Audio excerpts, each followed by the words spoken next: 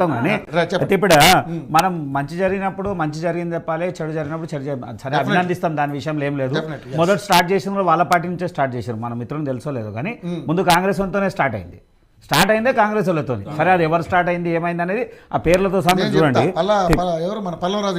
అయితే ఇక్కడ విషయం ఏంటంటే మనము వందల సంవత్సరాల క్రితం నుంచి కూడా పోతా ఉంటే భౌగోళికంగా హైదరాబాద్ కేంద్రంగా చూసుకుంటే హైదరాబాద్ రంగారెడ్డి ఒక భౌగోళికంగా మొత్తం చెరువులు కుంటలు మంచి వాతావరణం దృష్ట్యా చాలా మంచి వాతావరణం పార్క్ అట్లాంటివి. అంటే నిజాం పరిపాలన నుంచి కూడా 2525 చెరువులు ఉన్నటువంటి పరిస్థితుల్లో ఇలా 66% కనుమరుగైపోయినాయి, 40% మిగిలినాయి. ఆ 66% కనుమరుగైపోయినాయి. ఒక 400 చెరువులు అయితే పేర్లే తెలియదు ఇవాళ వరకు, ఓ 400 పైగా చెరువులు తెలియదు.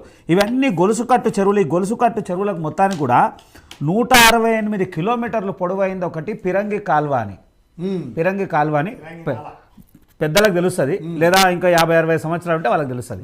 పిరంగి కాల్వ, పిరంగి నాలా, వివిధ భాషలు. అంటే ఓల్డ్ సిటీ ప్రాంతంలో నాలా అంటుండే, జర గ్రామీణ వాతావరణంగానే కాల్వ, ఇంకో దగ్గర పిరంగి నది అనే సందర్భాలు ఉన్నాయి. అది ఏంటంటే ఒక కాలువ నుంచి ఒక కాలువకి గొలుసుకట్టు చెరువులకు ఉన్నటువంటి పిరంగి కాలువ. ఇది ఒక చెరువు నిండితే ఇంకో చెరువు ఉంది. ఇవాళ అదే పిరంగి కాలువ మీద బహుళ అంతస్తులు నిలబడ్డటువంటి జాగాలు ఉన్నాయి. అది ఎక్కడి నుంచి స్టార్ట్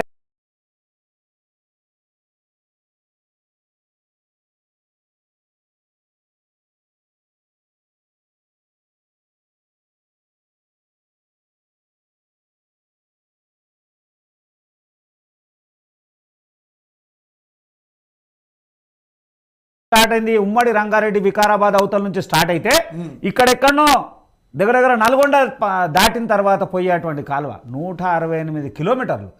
ఇంత పెద్ద కాలువ. అదేంది అంటే ఎంత పెద్ద ప్రమాదం జరిగినా తట్టుకునేటువంటి శక్తి ఉండే. ఆ కాలువ సైజు కూడా మూసీకి 4 ఇంతలు ఎక్కువ, పెద్దగా మూసీ కన్నా 4 ఇంతలు ఎక్కువ ఉన్నటువంటి ఆ రోజు ఉన్నటువంటి కాలువ ఇలా పిరంగి కాలువ పూర్తిగా నిర్వీర్యం అయిపోయింది. ఏం మాత్రం లేదు, మీకు ఆనవాళ్ళు కూడా లేవు. ఏదైనా ఉంటే గూగుల్లో ఎక్కడైనా ఫోటో దొరికితే దొరకాలి, ఇంకేమీ లేదు. ఇక దానికి అనుసంధానం ఉన్నటువంటి కాలువలు కొన్ని చెప్తాను, అన్ని చెప్పాలనుకుంటే కాదు. కానీ మిరాలం ట్యాంక్, ఇప్పుడు మిరాలం ట్యాంక్ అనేది నెహ్రూ జూలాజికల్ పార్క్కి పక్కన ఉన్నటువంటిది.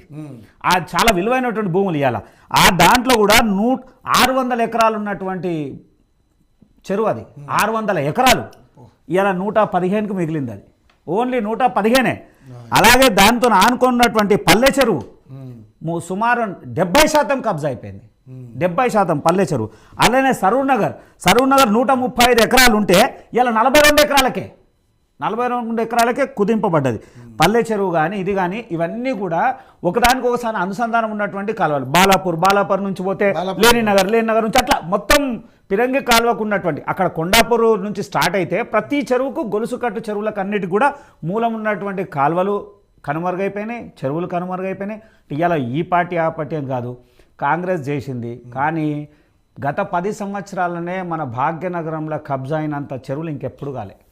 మొత్తం కేటీఆర్ మున్సిపల్ శాఖలు ఉన్నటువంటి కేటీఆర్, మరి ఆయనకి ఏం తెలుసో ఏం సంగతో తెలియదు. ఆయన మాట్లాడితే ఇలా రకరకాల మాటలు మాట్లాడుతున్నాడు. 10 సంవత్సరాల ఆయన వాళ్ళ హయాంలోనే గతం ఎవడో అనుమతి ఇదే ఆయన మాట్లాడినట్టు ఎన్ కన్వెన్షన్ వీరే చెప్తున్నట్టు ఎన్ కన్వెన్షన్కి నోటీస్ ఇచ్చారు. మళ్ళీ ఎందుకు గులవటలే 10 సంవత్సరాలు? అంటే మీకు ఏమైనా ముడుపులు ముట్టినాయా, లేకపోతే మీ పార్టీ భజన చేసిండా, ఆయన పైసలు ఇచ్చిండా, లేకపోతే భజన చేసిండా? మీరు నోటీసులు కూడా ఇచ్చారు కదా, మీరు పర్మిషన్ కూడా ఇవ్వాలని మీరే అంటారుగా. ఇలా మాట్లాడే ప్రెస్ మీట్ మేము పర్మిషన్ ఎన్ కన్వీనియన్స్కి అంటున్నారు. మనం పర్మిషన్ ఏంది గులగొట్టాల్సిన అవసరం ఉంది కదా, మళ్ళీ ఎందుకు గులగొట్టలే? ఇన్ని సంవత్సరాలు గులగొట్టవు ఎందుకంటే అనువాయులు నీకు సంబంధించిన వ్యక్తులు నీకు ముడుపులు ముడుతున్నాయి కాబట్టి ఇచ్చేలే. అదే కాదు, ప్రతి ఒక్కరి మల్లారెడ్డి భూములు చూసుకున్నా, ఎన్ కన్వెన్షన్ చూసుకున్నా, పెద్ద పెద్ద బడాబాబులు ఆ అయ్యప్ప సొసైటీ నుంచి చూసుకున్న అయ్యప్ప సొసైటీ ఉన్న చుట్టూ 13 చెరువులు ఉండే, ఇలా ఒకటే ఉంది. 13 చెరువులు ఉండే దాని చుట్టూ, ఇలా ఒకటే చెరువు. ఎందుకంటే బాల్యం అంతా అక్కడ కలిసింది కాబట్టి మనకు అన్నీ తెలుసు, చూసుకుంటూ వచ్చినట్టు దాఖలాలు ఉన్నాయి. ఆ ప్రతి ఒక్కటి ఇలా మొత్తం సర్వనాశనానికి కారణం ఏంటంటే కాంగ్రెస్ కొంత తెస్తే బీఆర్ఎస్ సర్వం చేసేసింది. భాగ్యనగరానికి తలమానికమైనటువంటి ఎన్నో చెరువుల్ని ఈ 10 ఏళ్లనే కబ్జా అయింది. ఇంకెప్పుడు ఏమైందో తెలియదు కానీ ఈ 10 ఏళ్లలో దీనికి బాధ్యత వహించాల్సింది పోయి ఇలా కేటీఆర్ అవహేళనగా మాట్లాడుతున్నాడు, పక్కోని మీద దొబ్బేస్తున్నాడు. ఏదో వేరేళ్ళు అంటారు చూడండి, నా ఇల్లు గుల కొడితే పక్కోని ఇల్లు గుల కొట్టని. ఆయన ఏమంటాడు, నా దగ్గరకు వస్తే అది కూడా గుల కొడదాం. తెలివి ఉండాలి ఇంతనన్నా. ఇంకోటి ఏం మాట్లాడతాడు, నేను లీజుకే తీసుకున్నా. అరే నువ్వు లీజుకి తీసుకున్నావా, నువ్వు ఉన్నవా కాదు, నీకు తెలుసు కదా దాని మీద డ్రోన్ ఎగరేసినందుకే కదా ఆయన అరెస్ట్ చేసింది. గతంలో విషయం మీద నువ్వు సీరియస్గా ఉన్నావు కదా, ఉన్నప్పుడన్నా బాధ్యత చూసుకోవాల్సినటువంటి అవసరం ఉంది కదా. ఇక నువ్వు ప్రజానాయకుడిగా ఏం బాధ్యత ఉన్నావు, ఇవాళ నువ్వు ఏం సిగ్నల్ ఇవ్వాలనుకుంటున్నావు? ఇవాళ భాగ్యనగరాన్ని పూర్తిగా చెరువుమయము 4 వర్షాలు గట్టికి కొడితే సగం కొట్టుకుపోతుంది. ఎన్నోసార్లు చూసినాం, అక్కడ కుకట్పల్లి మునిగిపోతుంది, ఇక్కడ భాగ్యనగర్ సెంటర్లో ఉన్నటువంటి హైదరాబాద్ మునిగిపోతుంది, ఓల్డ్ సిటీ మునిగిపోతుంది. గతంలో ఓల్డ్ సిటీ పరిస్థితులు వేరుండే, కానీ ఎంఐఎం పార్టీ లాస్ట్ వీళ్ళ బీఆర్ఎస్ పార్టీతో ఉన్న 10 సంవత్సరాల ఇష్టానుసారంగా దౌర్జన్యం చేసుకొని మీకు ఆ పల్లె చెరువు దగ్గర ఉన్నటువంటి ఇలా పెద్ద పెద్ద బహుళజాతి కంపెనీలన్నీ లేసుకొచ్చినాయి. ఆడ అసలు ఏమీ లేదు, ఆడ చెరువే కనుమరుగయ్యేటువంటి పరిస్థితులు ఉన్నాయి. ప్రతి చోటిదే చేసింది. బాధ్యత మరిచి ఇలా వీళ్ళు ఇష్టం వచ్చినట్టు మాట్లాడుతున్నారు. ప్రజాధనం వేలాది కోట్ల రూపాయల యొక్క ధనాన్ని దుర్వినియోగం చేశారు. ఇలా కాంగ్రెస్ తీసుకున్న నిర్ణయాన్ని మేము స్వాగతిస్తున్నాం. కానీ 4 రోజులే డ్రామా చేసి బంద్ చేస్తారా? మళ్ళీ ఇలా పెద్ద పెద్ద వాళ్ళు చెయ్యి ఉన్నప్పుడు ఎక్కడి వరకు వచ్చి ఆగుతారు? మళ్ళీ ఈ జీవోలలో ఏమేమి లొసుగులు దెవలాడతారు, ఎవరెవరు దెవలాడతారు, ఇంట్లో ఇంకెంత బడా లాయర్లు దిగుతారు, ఎవరెవరు దిగుతారు? మా రఘునందన్ రావు గారు క్లియర్గా చెప్పారు. అయినా నిజంగా కూడా మీరు చేసినప్పుడు భారతీయ జనతా పార్టీకి సంబంధించిన ఎవరు ఉంటే కొట్టండి, మేము ఎక్కడ కూడా వ్యతిరేకిస్తలేము కదా. కిషన్ రెడ్డి గారు కూడా చెప్పారు, మొదట్లోనే చెప్పారు. అయితే చేయాల్సిన పని ఏంటంటే ఖచ్చితంగా ప్రభుత్వం ఉన్నటువంటి అధికారులు కానీ లేదా ప్రభుత్వం కానీ ఇలా పనిచేసిన తర్వాత అధికారుల మీద దొబ్బేస్తున్నారు. వీళ్ళు గతంలో మాట్లాడే అధికారులు పర్మిషన్, మీరు చెప్పండి ఎవడు పర్మిషన్ ఇస్తాడు? ఎవడు ఇయ్యనాడు కదా. వాడు పర్మిషన్ ఇస్తాడు, నువ్వు ట్యాక్స్ కలెక్ట్ చేస్తావు, ఎలక్ట్రిసిటీ బిల్ ఇస్తావు, ఇవన్నీ ఇస్తావు.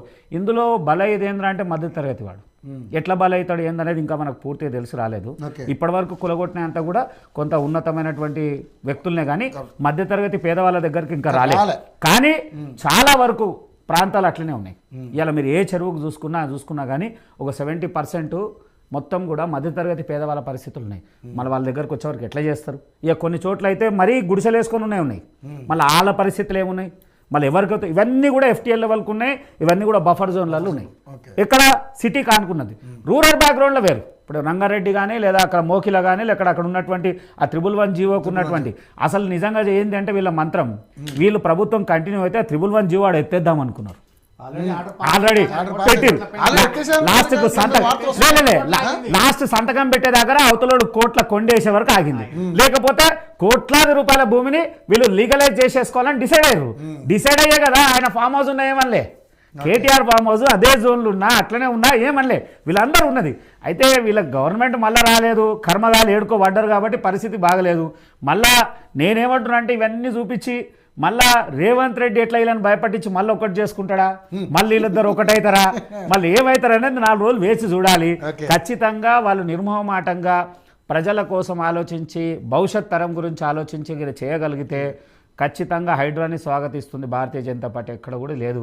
మా పార్టీకి సంబంధించినటువంటి వ్యక్తులున్నా మేము పూర్తిగా భారతీయ జనతా పార్టీ నాయకులు ఉన్నా కానీ మీరు యాక్షన్ తీసుకున్నారని కిషన్ రెడ్డి గారు చెప్పాడని, రఘునందన్ రావు గారు చెప్పారని, కొండ విశ్వేశ్వరరావు కూడా చెప్పడం జరిగింది.